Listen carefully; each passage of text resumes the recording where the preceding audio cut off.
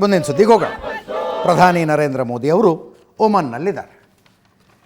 Jordan ಮತ್ತು Ethiopia ಪ್ರವಾಸದ ನಂತರ ಓಮನ್ಗೆ ಬಂದರು.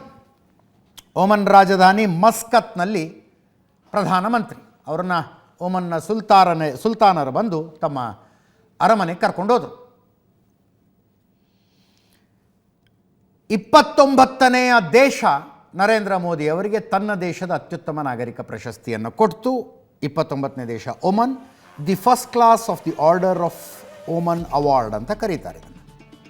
29ನೇ ದೇಶ ಓಮನ್ನ ಸುಲ್ತಾನ ಹೈಥಮ್ ಬಿನ್ ತಾರಿಕ್ ಈ ಪ್ರಶಸ್ತಿಯನ್ನು ಪ್ರದಾನ ಮಾಡಿದ್ರು. ಇದನ್ನು ಈ ಹಿಂದೆ ರಾಣಿ ಎಲಿಜಬೆತ್ಗೆ ಕೊಡಲಾಗಿದೆ, ರಾಣಿ ಮ್ಯಾಕ್ಸಿಮ್ಗೆ ಕೊಡಲಾಗಿದೆ, ಚಕ್ರವರ್ತಿ ಅಕಿಹಿಟೋ, ನೆಲ್ಸನ್ ಮಂಡೇಲಾ, ಜೋರ್ಡನ್ನ ರಾಜ ಅಬ್ದುಲ್ಲಾ ಮತ್ತು ಈಗ ನರೇಂದ್ರ ಮೋದಿ ಅವರು ಪ್ರಮುಖರು 23 ಜನರಿಗೆ ಇದುವರೆಗೂ ಕೊಡಲಾಗಿದೆ ಇತಿಹಾಸದಲ್ಲಿ. ಇದನ್ನು ದ್ವಿಪಕ್ಷೀಯ ಮಾತುಕತೆ ಆಯಿತು. ಪ್ರಧಾನಿ ನರೇಂದ್ರ ಮೋದಿ ಮಾತಾಡಿದ್ರು. ಓಮನ್ನಿಂದ ಹೊರಟಿದ್ದಾರೆ, ಭಾರತಕ್ಕೆ ವಾಪಸ್ ಬರ್ತಾ ಇದ್ದಾರೆ. ಈ ಮಧ್ಯದಲ್ಲಿ ಮತ್ತೊಂದು ಅಂದರೆ ನರೇಂದ್ರ ಮೋದಿಯವರು ಮಾತಾಡಿರೋದಿದೆ, ಬಟ್ ಇದೊಂದು ಸುದ್ದಿ ನಿಮಗೆ ಗೊತ್ತಾಗಬೇಕು. ಮಧ್ಯಪ್ರದೇಶದಲ್ಲಿ BJP MLA ಒಬ್ಬನ ಮಗನ ಮದುವೆ. ಪಟಾಕಿನೇ 70 ಲಕ್ಷ ರೂಪಾಯಿ ಸಿಡಿಸ್ತಾರೆ. 70 ಲಕ್ಷ ರೂಪಾಯಿಯ ಪಟಾಕಿ ಅಂದರೆ ಕಣ್ಣಿಗೆ ಕುಕ್ಕುವಷ್ಟು ಅಲ್ಲ, ವಾಕರಕ್ಕೆ ತರಿಸುವಷ್ಟು ಅದ್ಧೂರಿಯಾಗಿ ಮದುವೆ ಅಂತ. ಈ ಪಟಾಕಿಗೆ 70 ಲಕ್ಷ ಖರ್ಚು ಮಾಡಿದ್ರು. ಕೊನೆ ಸುದ್ದಿ ಮಿಸ್ ಆಗಬಾರ್ದು ಅಂತ ಇನ್ನು ಹಿಂದಿನ ಸುದ್ದಿನ ಅರ್ಧ ಮಾಡಿ ಹೇಳ್ತಾ ಇದ್ದೀನಿ. Goal Shukla, MLA goal Shukla ಮಗ ಮಧ್ಯಪ್ರದೇಶದ ಇಂದೋರ್ನ ಖಜ್ರಾನಾ ದೇವಸ್ಥಾನದಲ್ಲಿ ನಡೆದಂಥ ಮದುವೆ ಇದು. ಅಲ್ಲಿನ ಇಂದೋರ್ 3 ವಿಧಾನಸಭಾ ಕ್ಷೇತ್ರದ ಹೆಸರೇ ಇಂದೋರ್ 3 ವಿಧಾನಸಭಾ ಕ್ಷೇತ್ರ.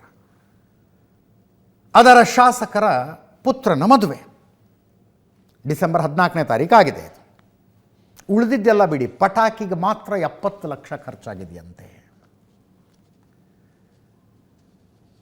ಇಲ್ಲೂ ಆಗಿತ್ತು ನಮ್ಮ ಜನಾರ್ದನ ರೆಡ್ಡಿ ಅವರ ಪುತ್ರನ ಮಗಳ ಮದುವೆ ಖರ್ಚು ಎಷ್ಟು ಅನ್ನೋದ್ರ ಬಗ್ಗೆ ಒಬ್ಬೊಬ್ರದ್ದು ಒಂದೊಂದು ಅಂದಾಜು ಬಂದಿತ್ತು. ಅಂಥದ್ದನ್ನೇ ನೆನಪಿಸುವ ಇನ್ನೊಂದು ಮದುವೆ. ವಿಪರೀತ ವೈರಲ್ ಆಗ್ತಾ ಇವೆ ಈ ಫೋಟೋಗಳು, ವಿಜುವಲ್ಗಳು. ಜನ ಕೇಳ್ತಾ ಇರೋದು IT ಅವ್ರ ಕಣ್ಣು ಇಂಥವ್ರ ಮೇಲೆ ಬೀಳೋದಿಲ್ವಾ ಅಂತ. ಇನ್ಕಮ್ ಟ್ಯಾಕ್ಸು, ED ಇಂಥವ್ರ ಮೇಲೆ ಬೀಳೋದಿಲ್ವಾ ಅಂತ.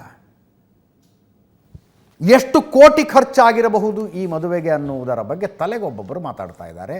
ಅದರಲ್ಲಿ ಪಟಾಕಿಯ ಖರ್ಚು ಒಂದೇ ಎಷ್ಟು ಅನ್ನೋದರ ಲೆಕ್ಕ ಸಿಗ್ತಾ ಇದೆ. 70 ಲಕ್ಷ ರೂಪಾಯಿ. ಕೆಲವು ನಿಮಿಷಗಳ ಕಾಲ ಅದೊಂದೇನು ದೃಶ್ಯಗಳ ಮೂಲಕ ಒಂದು ವಾವ್ ಫ್ಯಾಕ್ಟರ್ನ ಕ್ರಿಯೇಟ್ ಮಾಡೋದಕ್ಕೆ. BJP ಶಾಸಕರ ಪುತ್ರನ ಮದುವೆ ಇದು. ಪಕ್ಷಾತೀತವಾಗಿ ಎಲ್ಲ ನಾಯಕರು ಇದಕ್ಕೆ ಬಂದಿದ್ದರು. ಮದುವೆಗೆ ಭಾಗವಹಿಸಿದವರಲ್ಲಿ ಪಕ್ಷಭೇದ ಇರಲಿಲ್ಲ. ಸೋಷಿಯಲ್ ಮೀಡಿಯಾದಲ್ಲಿ ಜನ ಕೇಳ್ತಾ ಇರೋದು, ಇಂಥವರೆಲ್ಲ ಇನ್ಕಮ್ ಟ್ಯಾಕ್ಸ್ನವ್ರ ಕಣ್ಣಿಗೆ ಬೀಳೋದಿಲ್ವಾ? ಇದರೊಂದಿಗೆ ಇವತ್ತಿನ ನ್ಯೂಸ್ ಅವರ್ ಮುಗಿಸ್ತಾ ಇದ್ದೀನಿ. ನೇರ ದಿಟ್ಟ ನಿರಂತರ ಸುದ್ದಿಗಾಗಿ ನೋಡ್ತಾ ಇರಿ ಏಷ್ಯಾನೆಟ್ ಸುವರ್ಣ ನ್ಯೂಸ್.